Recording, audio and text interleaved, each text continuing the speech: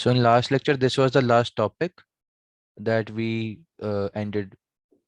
तो we discussed that properties of word embedding क्या होता है, कैसे काम करता है, and in that we saw that suppose हमने ये सारे वैल्यू दिए हुए हैं, ठीक है, हमने उनको वैल्यूज दिए हैं अकॉर्डिंग टू द प्रोबेबिलिटी के मैन वाला जेंडर के लिए -1 और 1 है, ठीक है, तो हमने वो सारी वैल्यूज दे दी हैं। एम्बेडिंग में उनको कंपेयर करने का भी हमने बताया था कि अगर आप डिफरेंस चेक कर लोगे तो man women and king queen का सेम डिस्टेंस आएगा, नियरली सेम आएगा, और उनका एम्बेडिंग डिफरेंस सेम होगा, तो वो ऐसे करके हम 300 डायमेंशन में अगर रिप्रेजेंट करेंगे it will be easy to visualise. अगर हम ऐसे विजुलेशन करेंगे इसका डिस्टेंस हमारा सिमिलर सिमिलर आएगा, ठीक है।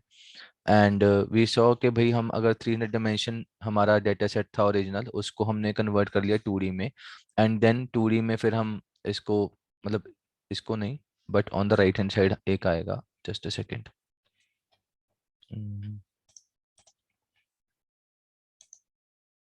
हाँ, तो उसको हमने अगर 3D वाले 300 डायमेंशन को 2 डायमेंशन में कन्वर्ट करना है तो टीसनी के थ्रू हम कर सकते हैं, एंड वी कुड सी कि हमारे काफ़ी सारी चीज़ें हमें दिख रही थी कि अगर क्लस्टरिंग हो रखी है तो वो कैसे एक दूसरे के पास बैठे हैं, ठीक है। And then we discuss the cosine similarity, ये फॉर्मूला डिस्कस किया था। And now we are going to start with the topic embedding matrix. So embedding matrix में क्या करना है, actually we have used a bit about embedding matrix in the yesterday's lab also, few students were there according to the group, but embedding का जो main काम है वो ये है that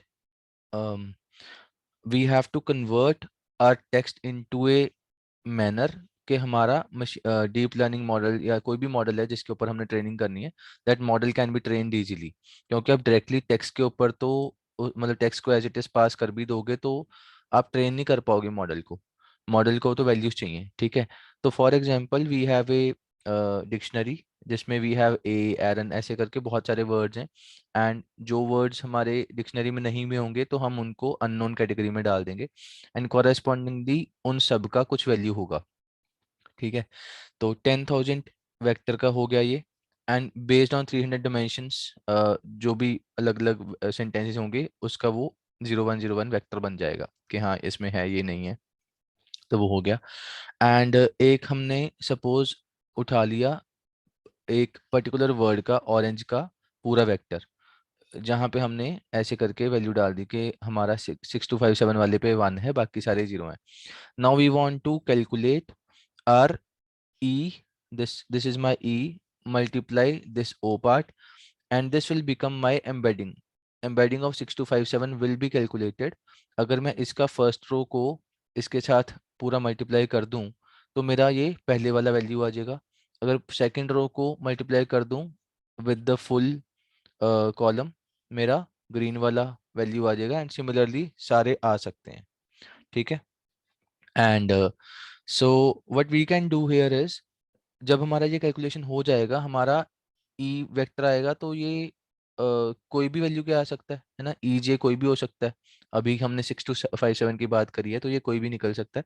so in practice use specialised function to look up an embedding, तो हमने actually embedding नाम का एक function we have already implemented in one lab, but ये यूज कहाँ पे किया, I will give you overview for others जिन्होंने वो लैब अटेंड नहीं करी या जिनके भी होनी है। सो एम्बेडिंग में मतलब एम्बेडिंग होता क्या है, हम जब भी डीप लर्निंग मॉडल ट्रेन करते हैं, हमने सीएनएन में देखा था that R CNN model needs a particular size as a initial input, है ना। अब अगर हम सब ने वो लैब लगाई है जिसमें we did the Kaggle competition of digit recogniser, we had a size of 28 1 और वो उसका स्टार्टिंग पॉइंट था। तो अगर इनिशियल ये वाला साइज ना भी होता तो हमें उसको इस साइज में लेके आना पड़ता, और हम लेके भी आए थे। हमारा ओरिजिनल 784 वैल्यूज का वेक्टर था, we converted that 784 into 28 1 and then we passed it into the CNN, और वो पूरा सीएनएन का आर्किटेक्चर चला था, पूरा मॉडल समरी करा था हमने। But in this particular embedding वाला, एम्बेडिंग में क्या है, अब now if we want to implement LSTM, अब पहले सीएनएन था अब एलएसटीएम है या बाय एलएसटीएम है, या we want to implement GRU, कोई भी डीप लर्निंग मॉडल हम रन करना चाहेंगे तो it needs a input of embedding. तो जैसे वहां पे स्टार्टिंग साइज 28 था, इसमें एम्बेडिंग होगा। एम्बेडिंग ये होता है जो हमने अभी निकाला है। So this is my embedding for the word J. तो जो ये ई वाला हमारा वेक्टर निकल गया, पूरा वेक्टर को हम एक एम्बेडिंग बोलते बोलते हैं। ठीक है। So I hope the basic idea behind the embedding matrix clear हो गया। Now if we want to learn some word embeddings, तो हम उसको कैसे करेंगे? ठीक है, let me complete this. So for example, मेरे पास एक सेंटेंस है, I want a glass of orange and I want to predict that what will be the next word. अब इसके लिए हमारे पास मल्टीपल तरीके हैं, पर अभी के लिए अभी सिर्फ एक ही तरीका यूज कर रखे हैं हमने। For example, you are training a model. आप हर वर्ड, या मतलब इसको हम एनग्राम कह देते हैं। Suppose I want to work with n grams. अभी 1 ग्राम है, फिर बाईग्राम होगा, फिर क्या होता है, ट्राईग्राम होगा, है ना, ऐसे करके। तो आई के बाद वांट आएगा, आई वांट आ गया तो ए आएगा, आई वांट ए आ गया तो ग्लास आएगा, ऐसे करके हम कर रहे हैं suppose. And we have a condition कि मुझे 4 वैल्यूज के साथ ही काम करना है एंड पांचवा प्रिडिक्ट करना है। ठीक है, fifth will be my prediction. तो सपोज ऐसा कुछ होता है, तो उस केस में अगर हम पहले दो को इग्नोर कर भी देंगे तो वी कैन यूज दीज 4। ठीक है, एक ग्लास ऑफ ऑरेंज, और उन सब का कुछ ये वैल्यू होगा ओ वाला, एंड बेस्ड ऑन दैट कुछ एम्बेडिंग निकल के आएगी, and E and O multiply होके हमारा एम्बेडिंग बन जाएगा, जो हमने पीछे प्रोसेस डिस्कस करा है। ठीक है, कोई उसका ओरिजिनल वैल्यू था 1 हॉट एनकोडिंग वाला, फिर हमने कैपिटल ई उसका वैल्यू निकाला, एम्बेडिंग के साथ हमने उसको मल्टीप्लाई किया, एंड एक एम्बेडिंग बन गया। तो because we want to use only 4 values, तो हम 4 ही को यूज करके पास करेंगे। ठीक है, और उन 4 के बेसिस पे सॉफ्ट मैक्स प्रिडिक्शन कर देंगे, क्योंकि soft max is done for multi class classification, है ना। तो अब हमें उसको उन उन 4 के बेसिस पे मुझे फिफ्थ वर्ड प्रिडिक्ट करना है, and fifth word can be any of the 10,000 words. जिसका प्रोबेबिलिटी सबसे ज्यादा होगा, सॉफ्ट मैक्स उसको प्रिंट करवा देगा। अब सपोज यहाँ पे, अब मुझे पता है, हमने पीछे देखा था कि मेरा एक एम्बेडिंग अगर 300 डायमेंशन का है, 300 उसकी लेंथ है, तो अगर हमने पहले दो इग्नोर कर भी दिए, तो अगले 4 को जोड़ के टोटल 1200 वैल्यूज बनेंगे। ठीक है, 1800 के बजाय 1200 बनेंगे, क्योंकि हम 4 के ऊपर फोकस कर रहे हैं।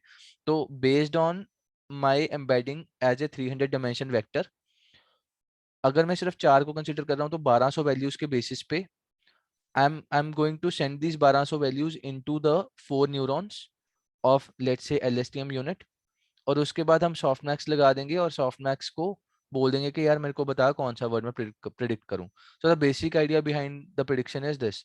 ठीक है, so moving to the next slide.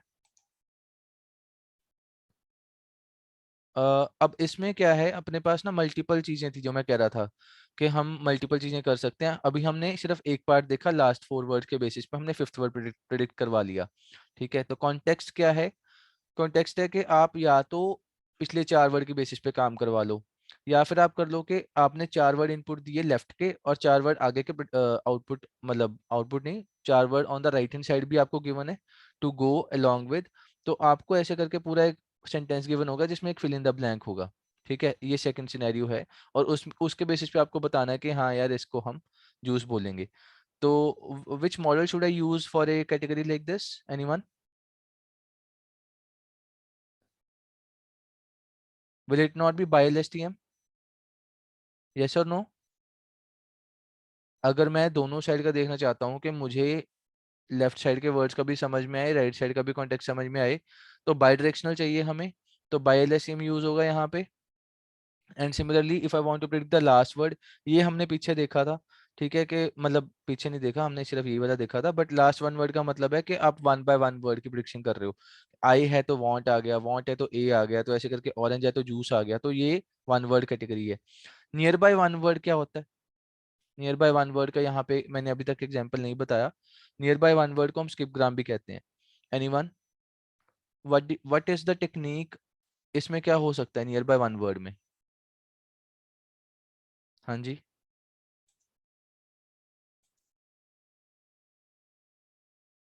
Near by 1 word क्या होता है बताओ?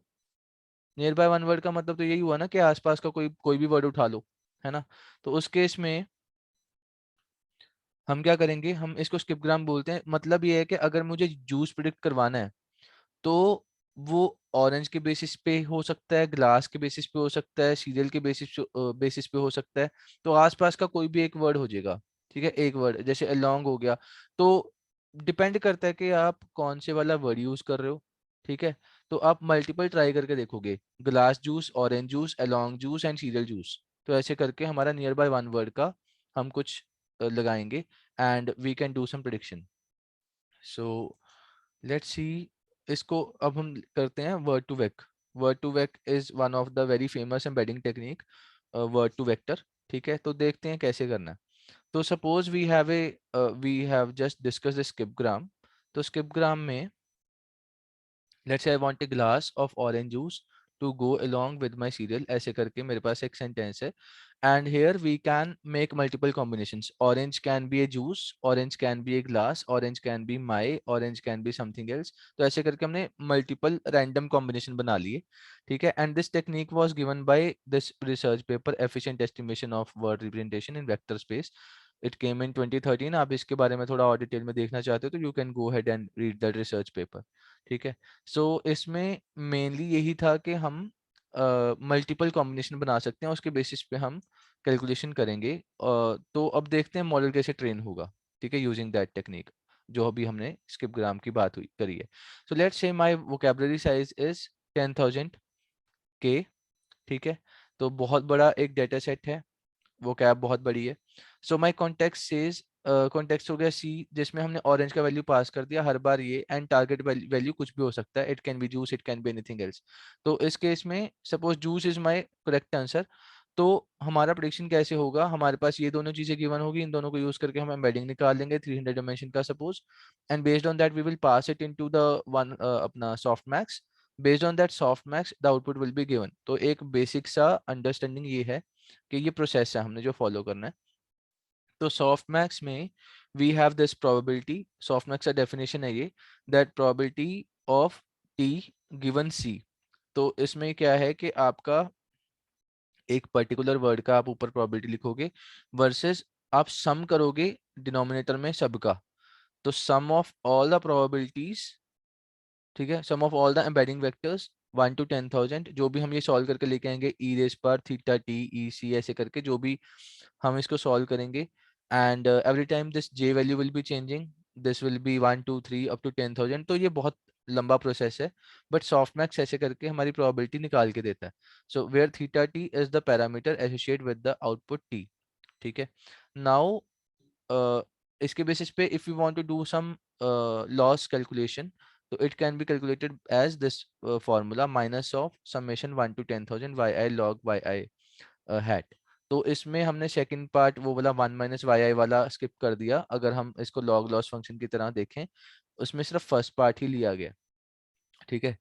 तो this is how my softmax works, this is how the condition is kept for a model to be trained. And now there are some problems also with the softmax calculation, softmax classification based calculation। तो इसमें calculation में मैंने बताया था कि हमें सम करना है 10,000 times.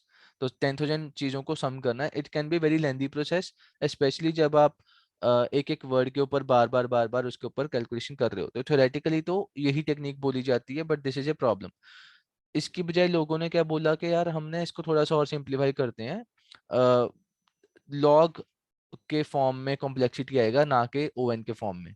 So this will be O log O log log N. तो ऐसे करके हमारा प्रोबेबिलिटी चेंज हो जाएगा, ओ एन की बजाय लॉग एन हो जाएगा। तो वो कैसे किया सबने, तो हिरारिकल सॉफ्टमैक्स नाम का कंसेप्ट आया where they said that we will divide those 10,000 classes into 5,000 5,000 का bucket. And after that we will break that 5,000 into 2,500, 25 को 100 को 1250। तो ऐसे करके हम तब तक ब्रेक करते जाएंगे जब तक हम एक फाइनल क्लास पे नहीं पहुंच जाते जो हमें चाहिए। तो इसमें क्या हो रहा है कि थ्योरेटिकली काफी अच्छा लग रहा है कि हम ऐसा कर सकते हैं, बट प्रैक्टिकली ये पॉसिबल नहीं होता, ठीक है। प्रैक्टिकली ये चीज नहीं हो पाती बिकॉज दिस कैन बी, मतलब इसमें जम्पशंस बहुत हैं।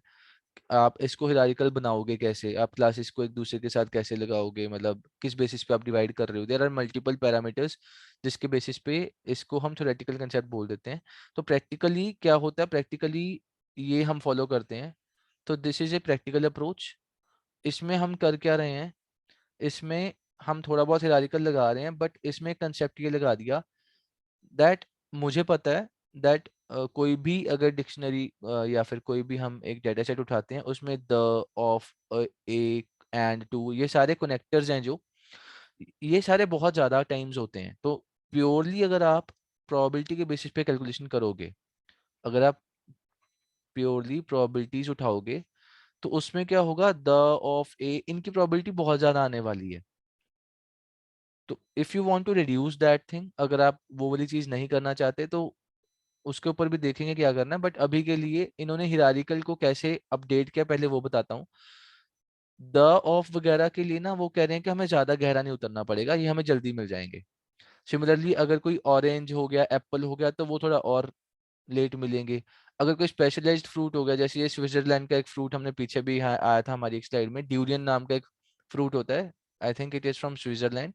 तो ये एक स्पेसिफिक सा वर्ड है जो बहुत कम टाइम आएगा। तो जितना ज़्यादा लेस कॉमनली यूज्ड वर्ड होगा, उसकी डेप्थ उतनी ज़्यादा होगी, जितना कॉमन वर्ड होगा उसकी डेप्थ उतनी कम होगी। तो बेस्ड ऑन दिस एक तरह का इसी को इम्प्लीमेंट करने के लिए रूल बनाया गया, जो मैंने बोला था कि किस बेसिस पे आप करोगे, तो ये वन ऑफ द बेसिस है।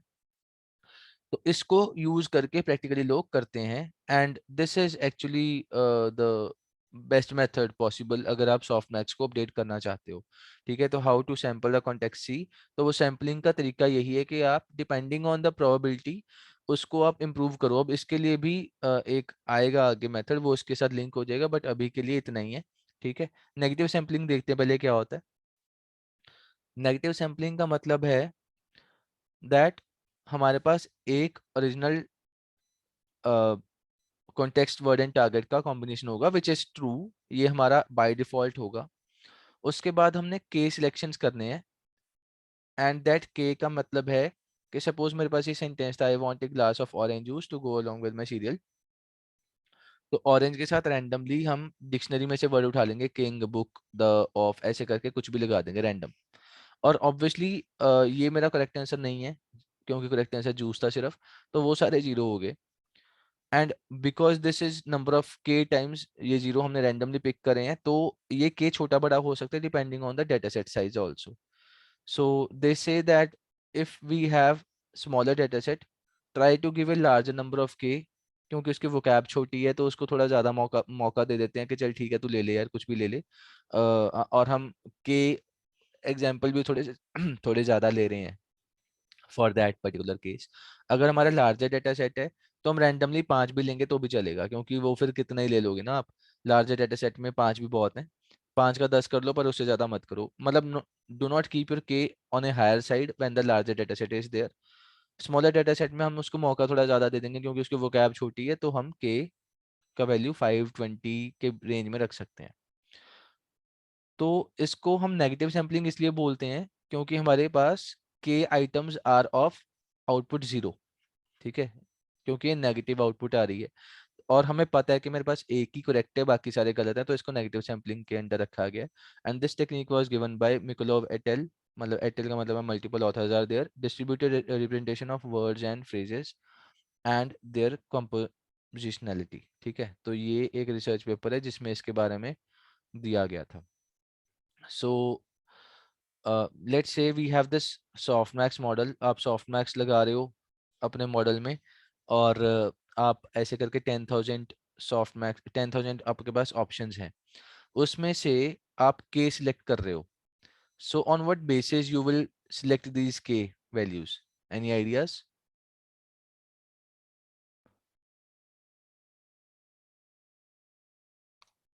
रैंडमली पिक कर लो आउट ऑफ दैट 10,000, और ये फॉर्मूला अपडेट हो जाएगा। फिर आप डिवाइड बाय 10,000 नहीं करोगे, आप डिवाइड बाय 5 करोगे, या फिर k+1 कर लोगे। ठीक है, आपका सॉफ्ट मैक्स भी अपडेट हो जाएगा उसमें, क्योंकि आपकी लाइब्रेरी छोटी हो जाएगी, आप सिलेक्शन कम चीज़ों का कर रहे हो। ठीक है, and this will be the combination C and T given होगा, तो वाई आउटपुट आना चाहिए, एंड ऐसे करके टारगेट वैल्यू आएगा। So given probability y equal to 1, C और टी का अगर गिवन है तो y 1 होना चाहिए, तो उसका फॉर्मूला हम सिग्मॉइड लगाएंगे। अब सिग्मॉइड का यहाँ पे एंटर इसलिए हुआ है because sigmoid will be responsible for giving the output as 0 and 1। ठीक है, तो सिग्मॉइड तो लगेगा ही लगेगा कि वो सिलेक्ट हुआ या नहीं हुआ target value. So now if given these two things we can calculate the embedding, and उसके बेसिस पे हम उसको मॉडल में सेंड कर देंगे, एंड वर्ड आ जाएगा that if the word is juice और किंग, और जो भी हमारा बेस्ट वर्ड प्रिडिक्शन होगा वो आ जाएगा। सो दिस इज ए मतलब 10,000 बाइनरी क्लासिफिकेशन प्रॉब्लम है। 10,000 टाइम्स आप उसको वैल्यूज को पिक करवा सकते हो कि वो सिलेक्ट हुई है या नहीं हुई रैंडमली। ठीक है, and there will be total K plus one values, क्योंकि वन तो हमारा ये था ही, उसके बाद हमने के अलग से रैंडमली ये लगाए थे पिक करके डिक्शनरी में से। So selecting the negative examples, context word and target हमारे पास है। कॉन्टेक्स्ट एंड वर्ड के कॉम्बिनेशन को हम एक्स कह रहे हैं and my target is y. सो इसमें एक ये कंसेप्ट आया है प्रोबेबिलिटी का, to calculate the softmax value, that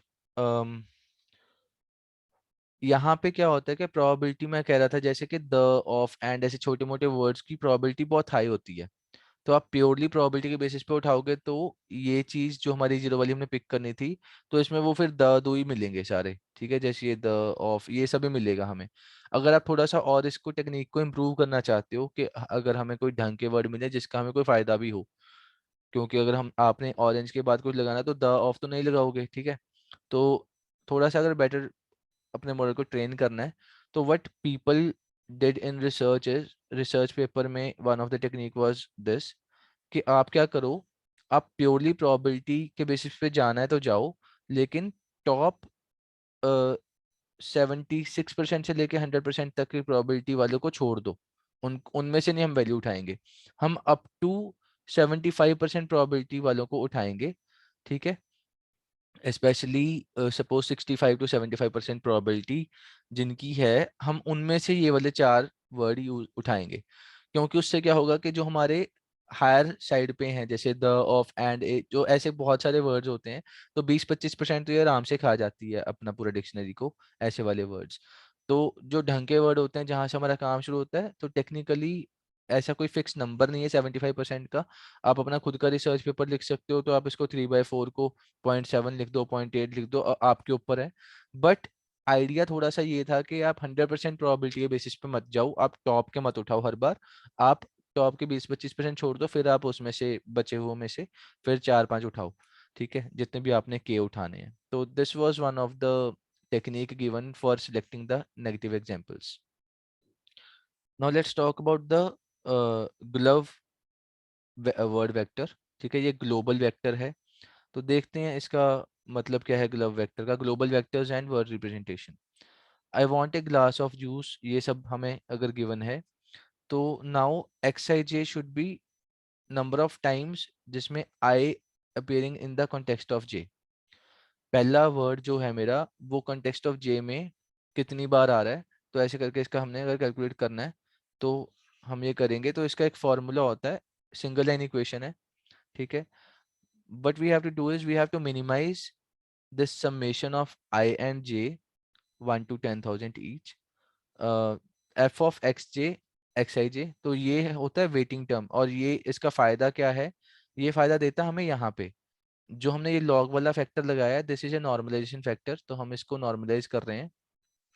तो कभी कभार क्या होता है, अगर हमारा एक्स आई जे का लॉग बहुत छोटा है, सपोज 0 आ गया, तो उसको थोड़ा सा शायद संभालने के लिए कि वो बिल्कुल ही 0 ना कर दे, तो उससे क्या होगा, लॉग 0 क्या होता है, लॉग 0 इज 0, है ना। तो अगर आप उसको 0 कर दोगे, खत्म कर दोगे, और उधर से आप इसके थ्रू कुछ उसकी हेल्प नहीं लोगे, तो आपका ये बिल्कुल ही खत्म हो जाएगा लॉग वाला वैल्यू। वर्सेस आप क्या करो, अगर आपका ये नॉर्मलाइजेशन का फैक्टर 0 हो भी गया सपोज, तो आप एक वेटिंग टर्म लगा दो कि एक वेट दे दिया, एक वैल्यू अलग से मल्टीप्लाई करेंगे हम। ठीक है, and that value can be any number. वो डिपेंडिंग ऑन होगा कि आपका जो एक्स आई जो हमने पीछे डिस्कस किया था कि जो हम एक्स आई जे निकाल रहे हैं, x i J equal x जी आई, उसमें क्या number of times I appear in context, मतलब कॉन्टेक्स्ट के बेसिस पे उसका फ्रीक्वेंसी नंबर है ये। ठीक है, उसके बेसिस पे एक फंक्शन बना दिया, उसका वेटिंग टर्म साथ में लगा दिया। एंड अदरवाइज जो हमारा अंदर हो रहा है ये वाली चीज, theta into embedding e j. ठीक है, plus bias values of i and j. तो जिसका हम आपस में कॉन्टेक्स्ट निकाल रहे हैं, जिसका हम काउंट निकाल रहे हैं, तो उनके बायस वैल्यूज भी होंगे। तो आई जे का ऐसे करके, मतलब एक सिंपल से इक्वेशन दिया गया, सिंपल इन द वे के मल्टीपल पार्ट्स में अगर देखा है तो 4-5 चीज़ों को जोड़ के एक इक्वेशन बना दिया है और ओवर सिंप्लीफाई कर दिया इस चीज़ को, that this is how the GloVe vector works. एक सिंगल इक्वेशन, अगर मतलब अगर आप ग्लव वेक्टर लगाना चाहते हो, you have to implement this equation. अगर आप खुद लगा रहे हो, you have to work with this equation, या फिर आप जैसे इनबिल्ट फंक्शन लगा रहे हो बैकएंड पे, ये ऑलरेडी लगा होगा, ठीक है। You have to minimize this function. So a note on the featureization view of word embeddings। तो यहाँ पे सपोज हमारे पास ऐसे करके मैट्रिक्स बना हुआ है, where we have all the numbers, gender, royal, age, ऐसे करके जितना जितना उसके साथ मैचिंग है उसकी सिमिलैरिटी लिखी हुई है यहाँ पे। And this can be in any direction, ठीक है। तो ये हो सकता है कि आपका कॉम्बिनेशन इन दोनों का बन जाए, ठीक है, या फिर इन दोनों का बन जाए। तो ये डायमेंशन किसी भी साइड पे जा सकता है। We are not very sure कि ये किस डायमेंशन में होगा, ठीक है। तो उसको उसको प्रोसेस बताया हुआ है ये वाला, कि ये कैलकुलेशन कैसे हो रही है। तो ये वाली चीज को कैसे सॉल्व करना है, इस इक्वेशन के थ्रू करना है। ए इंटू थीटा आई ट्रांसपोज इंटू ए माइनस ट्रांसपोज इंटू ई जे। तो अगर आप इसको सॉल्व करोगे तो आपको ये कैलकुलेशन मिल जाएगा जो हम जिसकी बात कर रहे हैं। तो ये ए हमारा मैट्रिक्स है based on all the dimensions, तो हमने उसको डिटेल में देखा है। तो बेस्ड ऑन दिस इक्वेशन ये वाली चीज़ सॉल्व हो जाएगी, बट मतलब इसके अंदर का थोड़ा सा प्रोसेस बताया है, ठीक है, ग्लव के बारे में ही है। तो बैक एंड पे क्या हो रहा है वो बताना था यहाँ पे। So let's talk about sentiment classification. So based on the RNN models जो हमने एक बार पहले देखे थे, वो 1 to 1, 1 to many वगैरह वगैरह, तो which is the class of sentiment classification? Can anyone tell me? Sentiment classification कौन सी कैटेगरी में आता है? 1 to many, many to 1, many to many, तो कौन सी कैटेगरी थी इसकी? हाँ जी, एनीवन?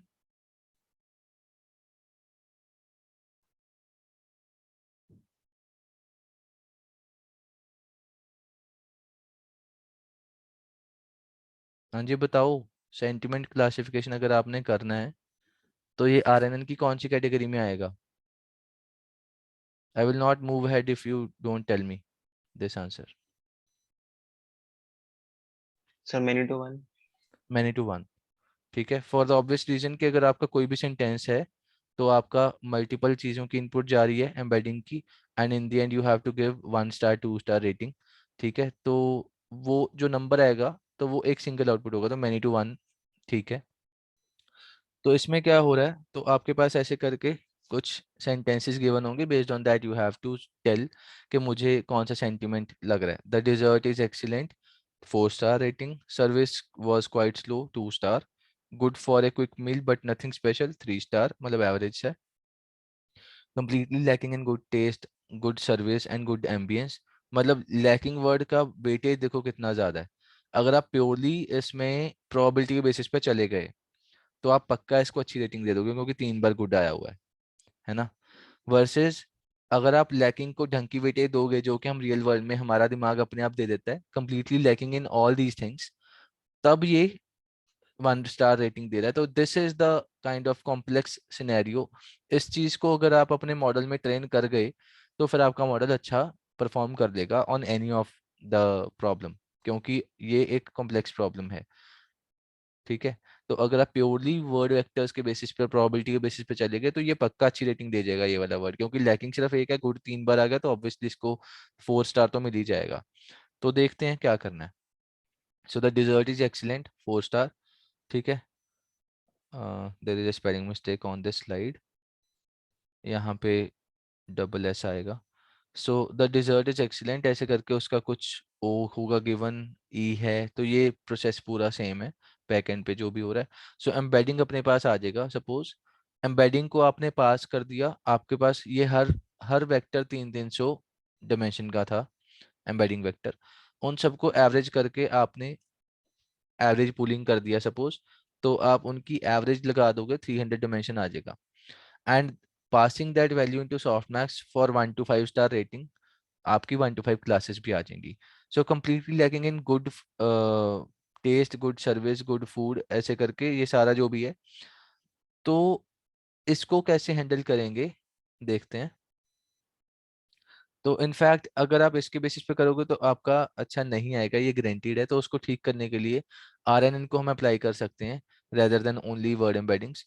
मतलब आप डायरेक्टली प्रोबेबिलिटी के बेसिस पे मत प्रिडिक्शन करो, सिर्फ सॉफ्ट मैक्स लगा के डायरेक्टली आप एक RNN को बीच में डाल दो, एक लेयर. ठीक है, अभी तक हम क्या कर रहे थे, हम इन तीन चीज़ों को उठाते थे और इसको डायरेक्टली हम पास कर देते सॉफ्ट मैक्स में. लेकिन अब हमने क्या किया, हमने एक ये लेयर और ऐड कर दी. And this RNN will let us know कि उसका आपस में कनेक्शन क्या है, क्योंकि वो जो वर्ड बाय वर्ड प्रोबेबिलिटी हम उठा रहे थे उसमें लैकिंग वाले का कोई कनेक्शन नहीं बन रहा था साथ वाले के साथ. ठीक है, तो जबकि lacking is the most significant word in that whole sentence. तो वहां पे वो कनेक्शन बनाने के लिए हमने RNN को फिट किया.